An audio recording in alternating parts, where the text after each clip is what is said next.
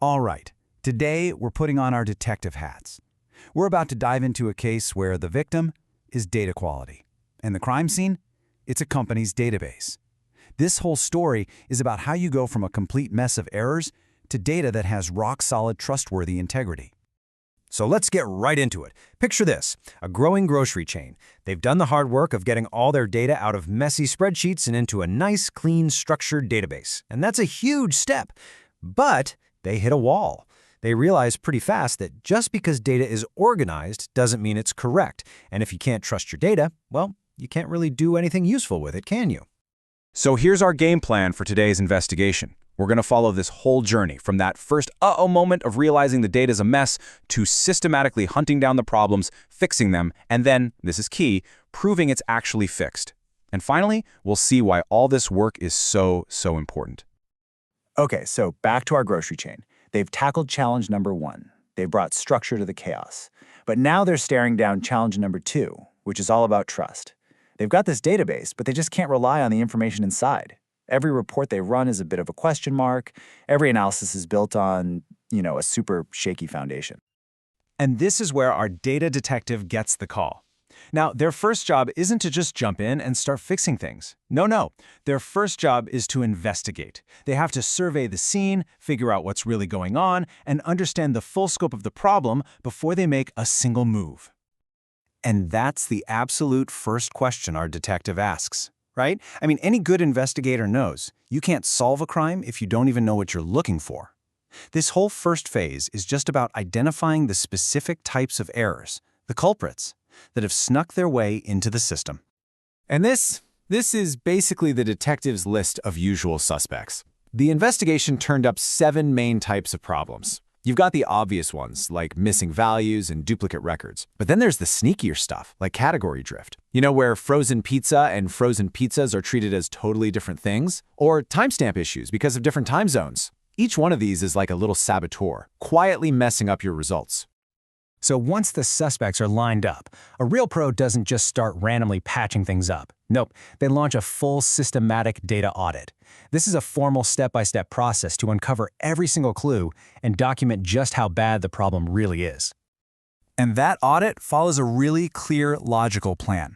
First, you profile the data. That gives you the high-level map of all the issues.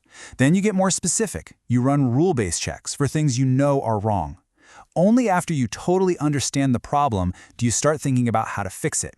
And, crucially, how you're going to prove your fixes actually worked. Think of data profiling like the forensic work in our investigation. It's like dusting for fingerprints. You're systematically checking for stuff like, hey, what percentage of values are missing here? Or, wait, why is there text in this column that should only have numbers? It's how you reveal all the hidden clues about what's really going on. Okay, so the case file is complete. We know exactly what's wrong. Now it's finally time to switch from investigation to action. Our detective opens up their forensic toolkit and starts the very delicate process of repairing the data, cleaning up the evidence without destroying it. And as you can see, fixing data isn't a one-size-fits-all kind of job. There are really 2 main ways to go about it. On one side, you have these straightforward, rule-based fixes, like just deleting duplicates. Easy enough. But for trickier stuff, like missing values, you need to bring in the big guns, advanced statistical methods known as principled imputation, to intelligently fill in those gaps. Imputation is a super powerful tool. Instead of just throwing away rows that have missing information, which could totally skew your results, you use statistics and logic to substitute a reasonable value. But you have to be so careful here. The goal is to keep the dataset's story intact, not to just make up stuff that wasn't there.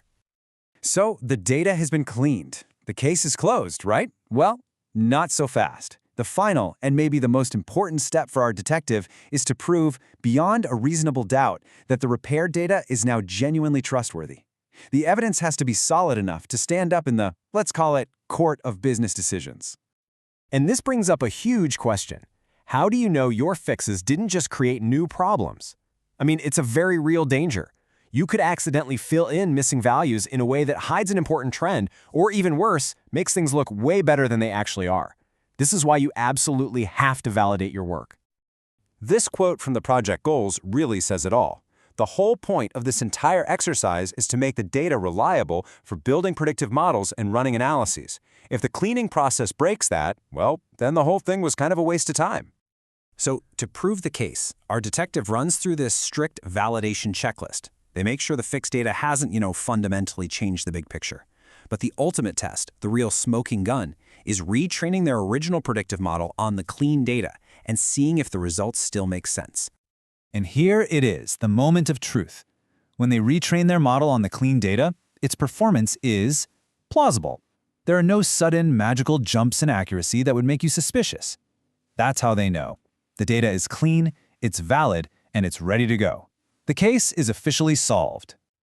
So why on earth do we go through all this detective work? What's the real payoff for the business now that this complicated case is closed?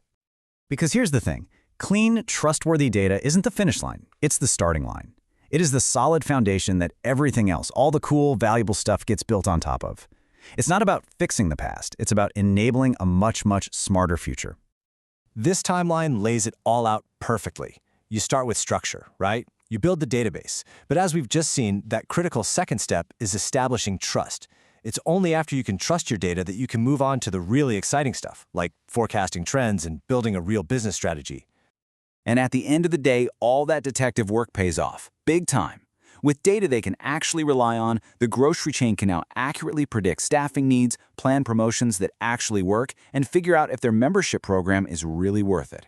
They can make smart decisions with confidence. And that really was the question to leave you with. Every dataset out there has a story to tell, a story full of insights and opportunities.